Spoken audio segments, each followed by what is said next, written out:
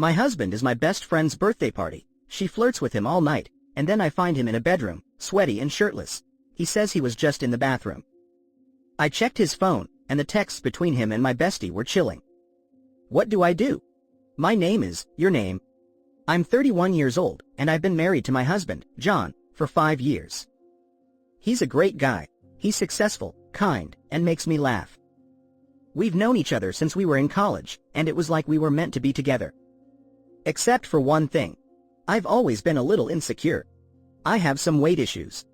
I remember back in college, I was so nervous to ask John out on a date because he was such a handsome guy, and I didn't think I was good enough. But I took a chance, and he said yes. He never seemed to notice my insecurities though. We'd go out together, he'd always hold my hand and tell me I was beautiful. It's just that the years haven't been so kind to my self-esteem. There's another reason I get a bit shaky sometimes. My best friend, Maria, has always been gorgeous and has had a lot of boyfriends. She's outgoing, fun, and super popular. She's a great friend, and she's always been there for me. But she also teases me about my weight a lot, and sometimes I feel like she's better than me. She doesn't even seem to have the same struggles I do. I can't imagine her being insecure about anything. She's just amazing. I've always been happy with John, but there's a dark part of my mind that keeps whispering to me, what if you weren't enough? A few months ago, John confessed that he thought Maria was trying to flirt with him. She's always touching my arm or something, and she laughs at all my jokes, he said. Even if they're really dumb.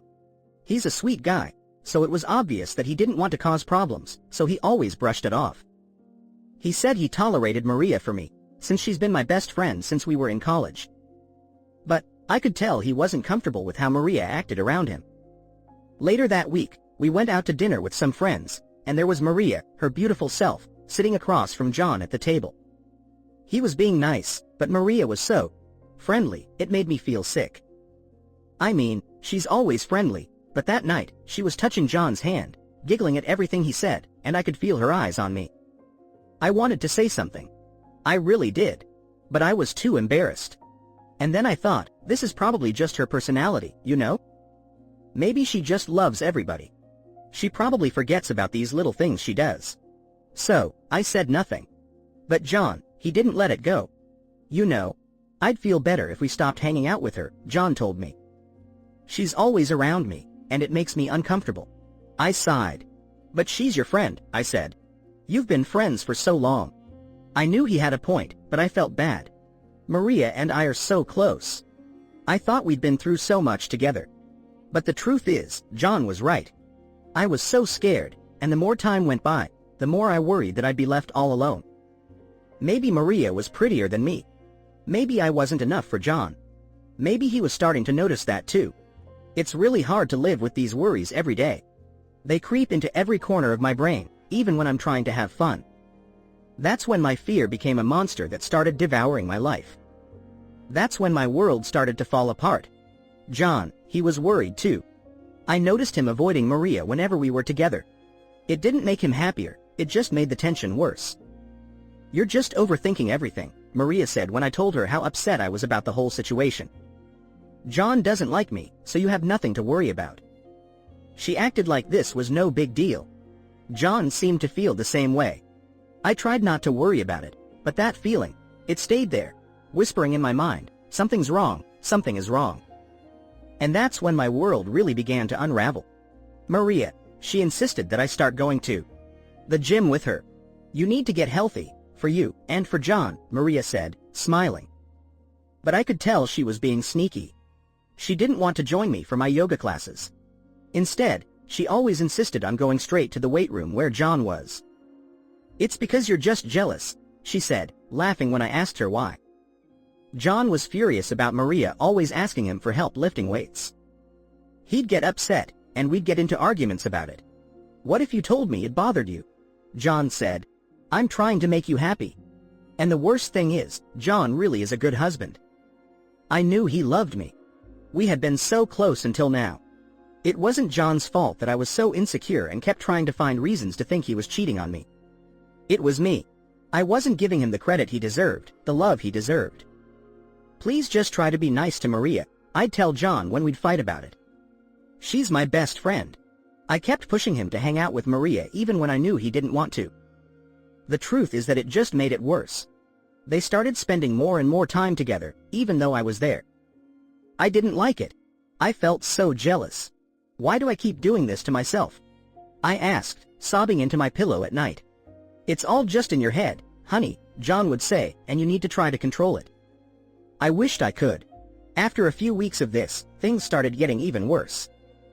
Maria decided to throw a birthday party at her apartment, and John and I decided to go, thinking that maybe it would help with the whole "Maria is flirting with my husband" issue. That was a mistake. It's hard to describe that night. Maria had invited a lot of friends over, and most of them were her coworkers. It seemed like a normal party at first. We laughed, talked, and even danced a little. But something felt off.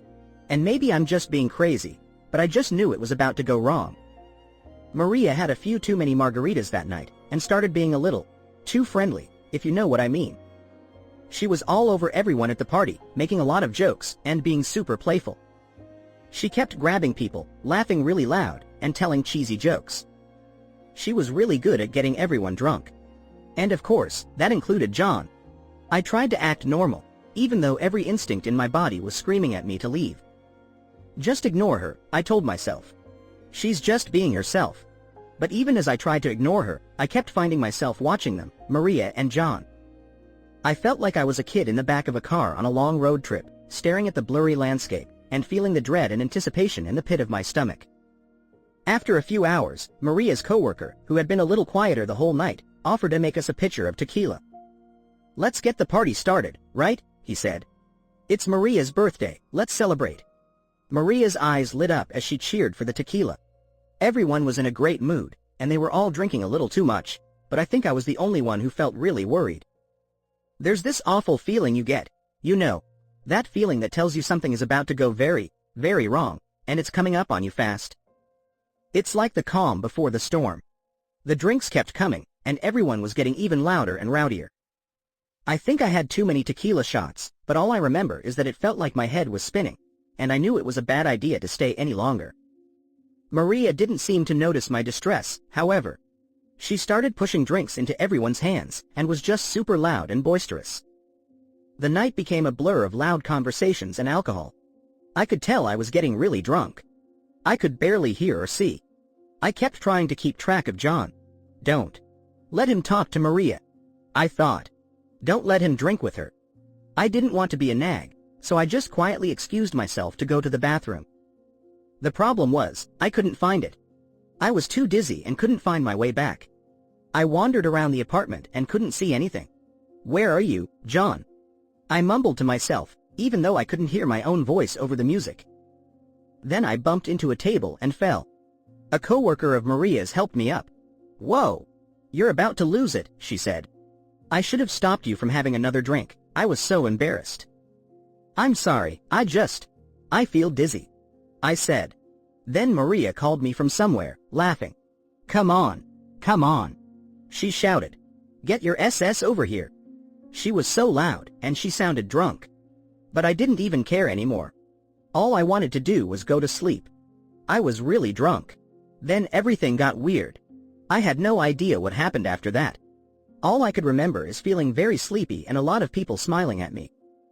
John woke me up in the middle of the night. I felt a terrible headache. I could tell I'd been passed out. John was sitting on the edge of the bed, and I think I felt him kiss me, but it's really blurry. "We're just going to leave," he said, smiling. "Everyone is already sleeping." I felt so tired. "It was great seeing you all again," I mumbled. I really should have stayed at the hotel. Then everything went black. I must have fallen asleep again, but I woke up again some time later. I heard noises, and I got up to see where John was. I felt a little uneasy, because it seemed like he wasn't in bed. The bathroom light was off, and I thought, how could he leave? How could he go to the bathroom when I'm right here, sleeping? I got up, and I remember looking at the floor. It was covered in pillows and blankets. The room was filled with stuff. It wasn't even my bedroom. Then I heard moaning noises coming from the other side of the room, very quiet, and it made my heart race. I started panicking and felt so scared. I dropped my phone trying to find it in the dark. The moaning noises stopped, and I thought, that sounded like Maria's bedroom. Then I heard a door shut. I jumped up out of bed, feeling very scared, and started to walk toward the bedroom door. I was afraid, but I needed to know what was going on. I quietly opened the bedroom door. The hallway was dark and I couldn't see anything, so I leaned forward a bit and peeked my head into the hallway. There was John standing there, in just his jeans, with no shirt on. He had been standing by the door, but then he turned when he heard me. "What's going on?" I asked him, my voice shaky. "I was in the bathroom," John said.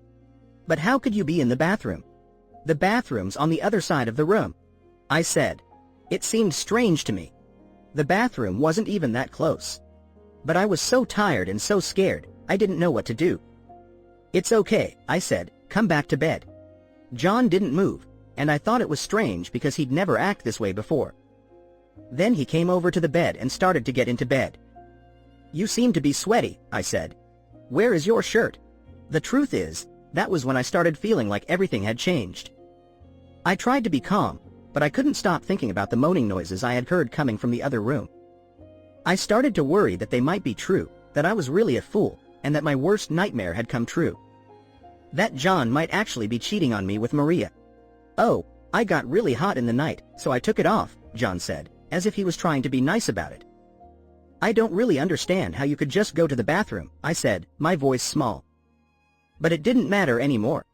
I got into bed and stared at the ceiling. We drove home that morning, and as soon as we walked in, I made my way straight to the bathroom. John took a shower and I immediately started looking through his phone. John wasn't lying. There weren't any text messages from Maria. But that wasn't the end of it, because I was so worried. The next day, I knew I had to figure out the truth. I got to John's computer and checked his Facebook Messenger.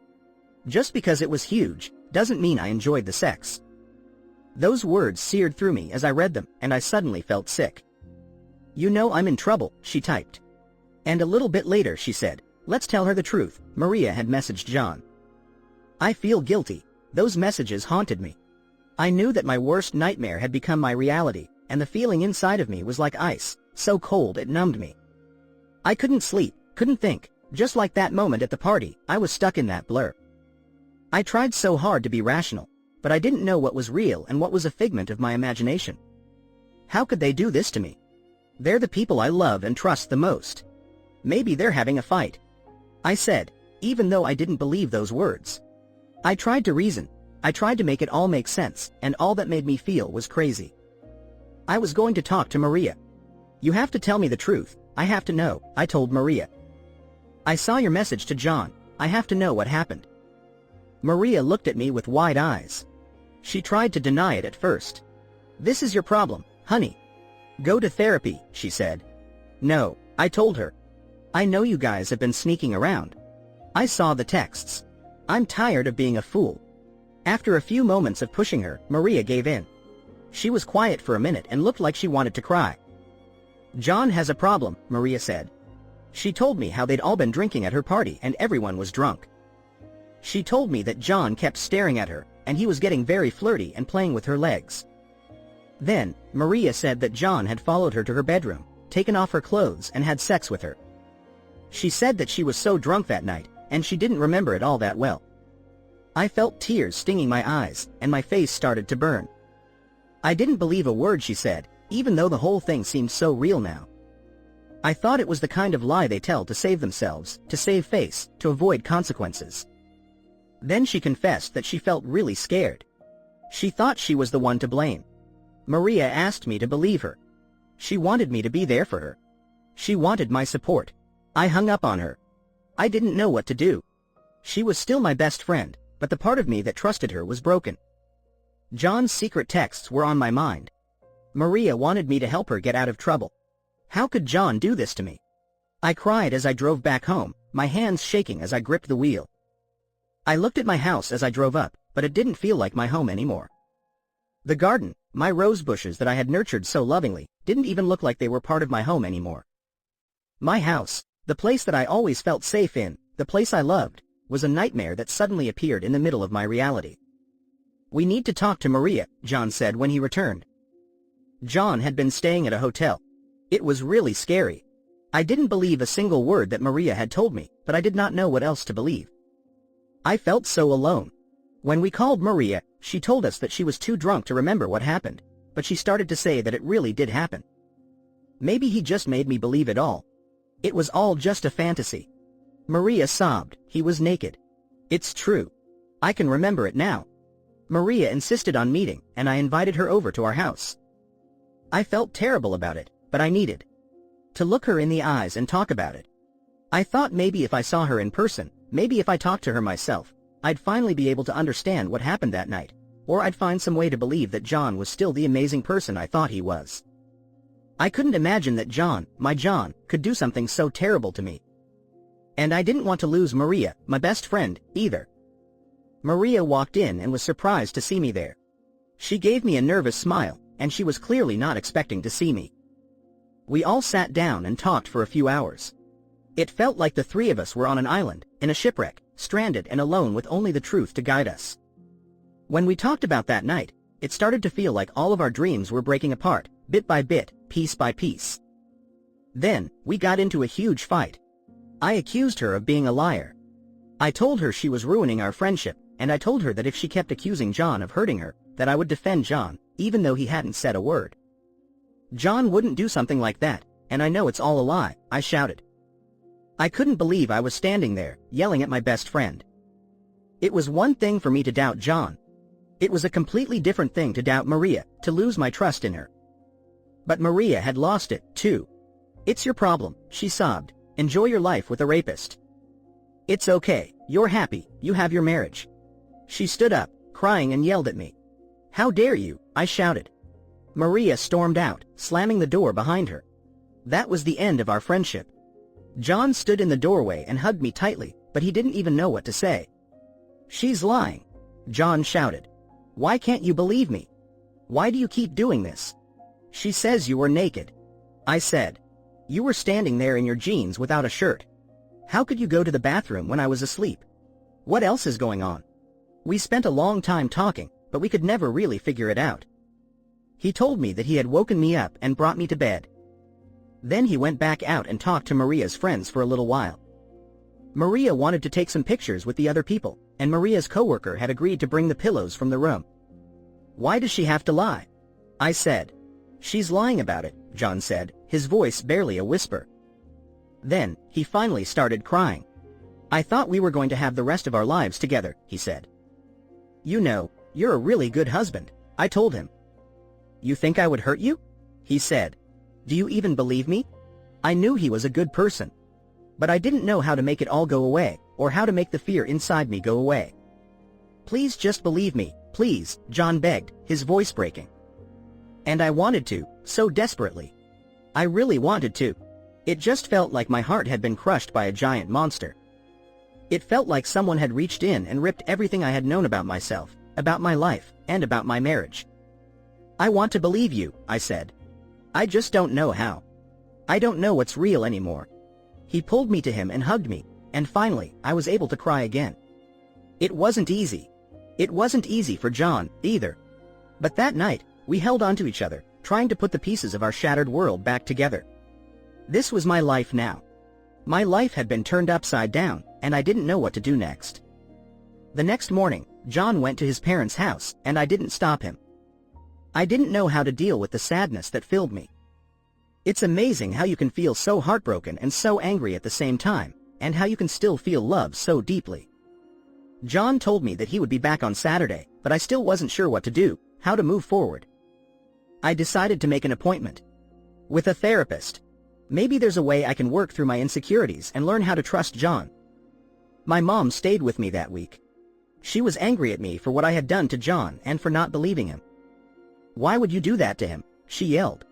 You have a beautiful marriage. I didn't answer her because I had no words. Then Maria contacted me. She left a message on my phone, apologizing and saying that it wasn't true, that she had been drinking, that she must have mixed things up. But I didn't answer her. I didn't want to be a part of her lie. We are supposed to celebrate John's birthday next month. It is a big birthday. We are going on a trip to Las Vegas. I want to believe we can get through this, but I don't know what to expect. Sometimes, I worry that my fear has already ruined my life. What do you think? Am I the asshole for accusing my husband?